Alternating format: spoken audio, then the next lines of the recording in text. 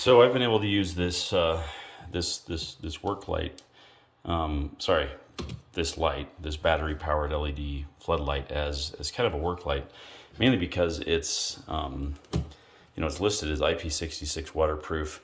I've had it around a lot of dust, drywall, that kind of thing, and it's actually been great as long as you keep the seal on the USB power port here. Now this has of course, a full solar panel on the backside, and I've left this in a window many times now. I don't know that I am confident it fully charges the batteries, but it never stops blinking right here, telling you that it's as a matter of fact, if I move this into a little bit of light, you'll probably see that it will start. Yeah, so you can see that it just recognizes light there as though it's receiving power. So this does a pretty good job of at least recharging the battery with whatever amount of light you're going to get from that small solar panel. I think this battery's way too big for that, but you never know. If it's sat in the light for a week, it might charge itself fully.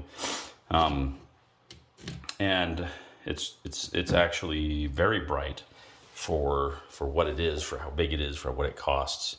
So I'm sure this won't look great on the video, but I'm going to just power it on now.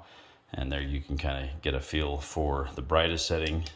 This is a different color setting. So this is warm white. The one that was just before it, I think, was pretty much 5000K daylight. And then this actually is kind of a mix.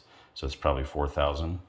And then it does the police blinking. So it'd be great for in a car, for letting people know if you're stranded, you got a problem, and then you just push it, it turns off.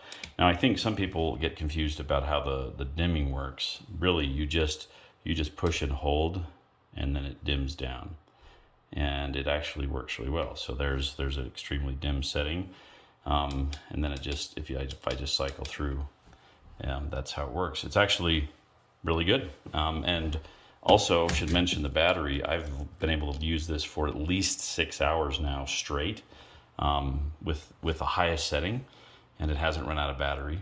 So if I use the indicator on the back, it's gotten close. So it's reached probably around 25 or 30% battery after around 6 hours. I don't know what the rating is because I typically just don't trust that something is going to last that long, but it does pretty good. And this has a USB-A and a USB-C port right here. USB-C is this one that doesn't want to come off. That's where you put in power, and this is just a battery backup for a phone or whatever you might want to charge, any 5 volt, roughly 1 amp, one or 2 amp device with. Highly recommend it.